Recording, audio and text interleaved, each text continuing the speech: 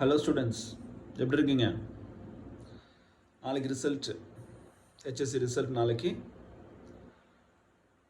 நாளைக்கு நீங்கள் எதை யோசிக்க மாட்டீங்க அப்படின்னா, ஸ்கூல் லைஃப்பை பற்றி யோசிக்க மாட்டீங்க. ஃப்ரெண்ட்ஸ் பற்றி யோசிக்கலாம், காலேஜ் பற்றி யோசிச்சிருவீங்க.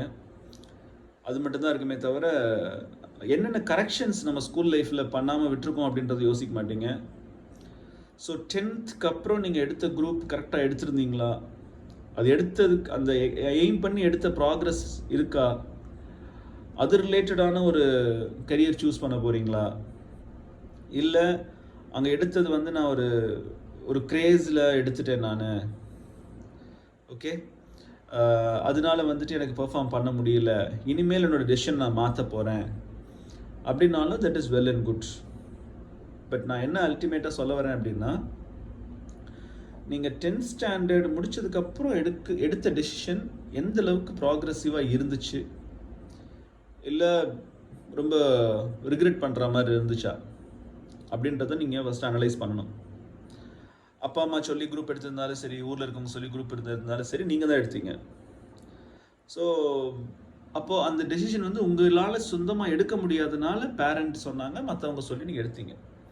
பட் இனிமேல் அந்த ரீசனை நீங்கள் சொல்லவும் கூடாது, சொல்லவும் முடியாது. பிகாஸ் 12th ஸ்டாண்டர்ட் வரைக்கும் அம்மா அப்பா அரவணைப்பில் இருந்திருப்போம். பட் காலேஜ் போகணும் அப்படின்னாலே வந்துட்டு நம்ம கம்ப்ளீட்டாக வந்து இந்த லைன் ஆஃப் கண்ட்ரோல் அப்படின்றது ஒன்று இருக்காது.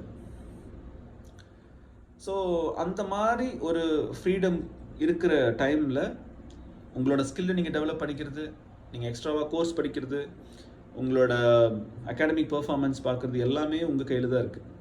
அதை வந்து நம்ம அங்கே போய் டீச்சர்ஸ் எனக்கு சரியாக பண்ணல, எனக்கு வேறு ஒன்றுமே சொல்ல முடியாது. நீங்கள் you can't blame any one. So அப்போ என்னென்னா, நீங்கள் முதல்ல குறை சொல்கிறது ஸ்டாப் பண்ணணும். ஸோ குறை சொல்வதை நிறுத்த வேண்டும். Don't blame others, stop blaming others. Okay, you can blame your self, no problem. உங்களை நீங்கள் குறை சொல்லிக்கலாம். நான் சரியாக பண்ணல, நான் சரியாக புரிஞ்சுக்கல, அந்த மாதிரி நீங்கள் வந்து உங்களை இனிமேல் வந்து அண்டர்ஸ்டாண்ட் பண்ணி, இந்த இடத்துல நான் மிஸ்டேக் பண்ணிட்டேன். உங்களுக்குள்ளே ஒரு ஆள் இருக்குது, அந்த ஆள்கிட்ட நீங்கள் உண்மையாக மட்டும்தான் இருக்கணும். உங்களுக்குள்ளே, ஓகே, உங்களுக்குள்ளே ஒரு யூ இருக்குது. ஓகே, எப்போவுமே இந்த யூ வர்சஸ் யூ, உங்களுக்கும் தான் போட்டி, உங்களுக்கும் தான் சண்டை, யாருக்கும் கிடையாது. அப்போ என்னென்னா, உண்மையாக நிம்மதியாக வாழ்க்கை வாழணும் அப்படின்னா முதல்ல உங்களை நீங்கள் புரிஞ்சுக்கோங்க. மற்றவங்களை சந்தோஷப்படுத்தணுன்றதுக்காக நீங்கள் அதை எடுக்கிறேன் இதை எடுக்கிறேன்னு சொல்கிறத தாண்டி முதல்ல நீங்கள் உங்களை புரிஞ்சுக்கோங்க. ஏன்னா இன்னும் ஒரு 7 years அதிகபட்சம் அம்மா அப்பா கூட இருப்பீங்க. இப்போவே பார்த்தீங்கன்னா இந்த ஒரு 18 years முடிஞ்சதுக்கப்புறம் கிளம்புறீங்க. 16-17 years முடிஞ்சதுக்கப்புறம் நீங்கள் அப்பா கிட்ட இருந்து தனியாக வெளியில் போகிறீங்க. அப்புறம் எங்கேயோ ஒரு டிஸ்டன்ஸ் வர ஆரம்பிச்சிருச்சு. அதுக்கப்புறம் ஒரு 7 years 8 yearsல பார்த்தீங்க அப்படின்னா எல்லாமே வேலை, அதுக்கப்புறம் மேரேஜ், லைஃப் அப்படியே போயிடும். அந்த பழைய மாதிரியான ஒரு பாண்ட் இருக்குமா அப்படின்னு கேட்டால் இருக்காது. ரெஸ்பான்சிபிலிட்டிஸ் வர ஆரம்பிச்சிடும். அப்புறம் நிறைய பேர் ப்ரூஃப் பண்ணுற மாதிரி இருக்கும். அதே மாதிரி ப்ரெஸ்டீஜ் அப்படின்ற ஒரு ஸ்டெப் மேலே நம்ம கால் வச்சுருவோம். ஏன்னா அம்மா அப்பாக்கிட்டையும் ப்ரெஸ்டீஜியஸ் கொஸ்டின்ஸ் இருக்கும். என் பையன் இந்த மாதிரி இருக்கான், இந்த யாராவது கேட்கும்போது நான் பதில் சொல்லணும். ஸோ அப்போ இந்த மாதிரி நிறைய விஷயம் இருக்குது. அப்போ என்னென்னா, நீங்கள் வந்துட்டு தெளிவாக என்ன உங்களுக்கு பிடிச்சிருக்கோ, எந்த விஷயத்தை நீங்கள் பண்ண போகிறீங்களோ, என்ன பிடிச்சிருக்கோ அதை கரெக்டாக சூஸ் பண்ணுங்கள். உங்களோட கரியர் சாய்ஸை நீங்கள் தான் சூஸ் பண்ணணும். டவுட்ஸ் நிறைய கேளுங்க, தெரிஞ்சவங்க எல்லாத்துலேயும் டவுட்ஸ் கேளுங்க, எல்லாம் பண்ணுங்கள். ஆனால் நீங்கள் தான் சூஸ் பண்ணணும் உங்களோட கரியர். சூஸ் பண்ணிவிட்டு கோர்ஸ் எடுத்து எடுங்க.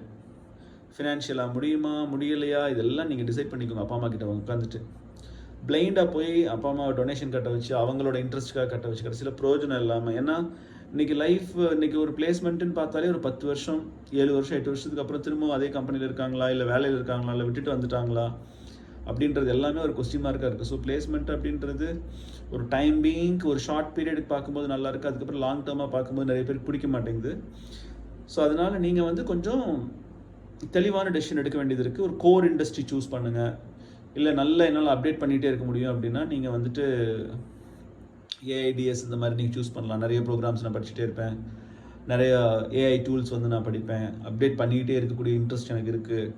ஓகே, அந்த கட்டிங் எட்ஜ் அப்டேஷன் வந்துட்டு நான் எப்போ பண்ணிக்கிட்டே இருப்பேன் அப்படின்னா வந்துட்டு தாராளமாக நீங்கள் இந்த மாதிரி கோர்சஸ்லாம் எடுக்கலாம். ஏன்னா எப்போவுமே வந்துட்டு health care, engineering and technology so health care is always open, engineering is also open, but along with engineering and technology இப்போது அது இல்லாமல் எதுவுமே கிடையாது. ஸோ அப்படின்றப்போ கோர் நீங்கள் எதை எடுத்தீங்கனாலும் நீங்கள் வந்து டெக்னாலஜி படித்து தான் ஆகணும்.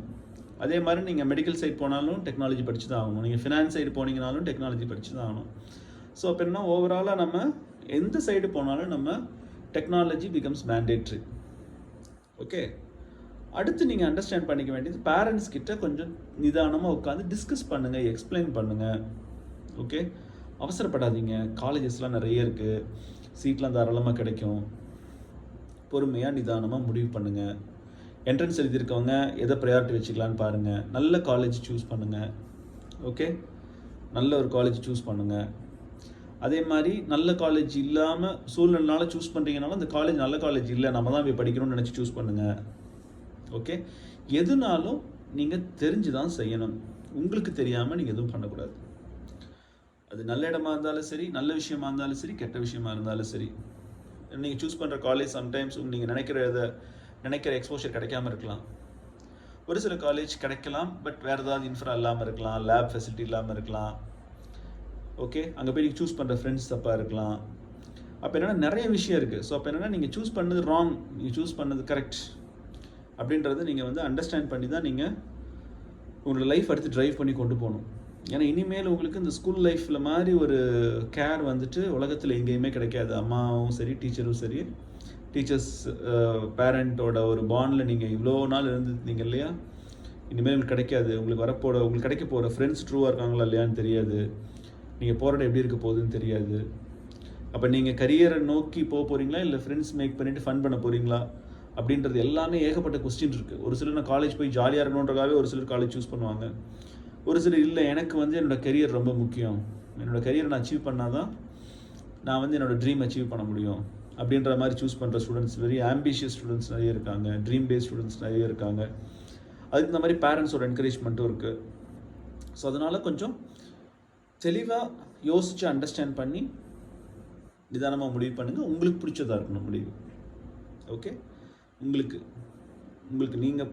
உங்களோட விருப்பம், உங்களோட இந்த செல்ஃப் எபிலிட்டி, அந்த ஸ்கில் டெவலப்மெண்ட்டு, ஓகே, அந்த ஒரு டெனாசிட்டி, அந்த ரிசைலன்ஸு, எங்கே விழுந்தாலும் நான் எந்திரிச்சிட முடியும், எனக்கு அந்தளவுக்கு பிடிச்சிருக்கு, என்னால் வந்து இதில் ஸ்ட்ராங்காக ஷைன் பண்ண முடியும் அப்படின்றத நீங்கள் டிசைட் பண்ணிவிட்டு தான் அடுத்து நீங்கள் கோர்ஸ் சூஸ் பண்ணணும்.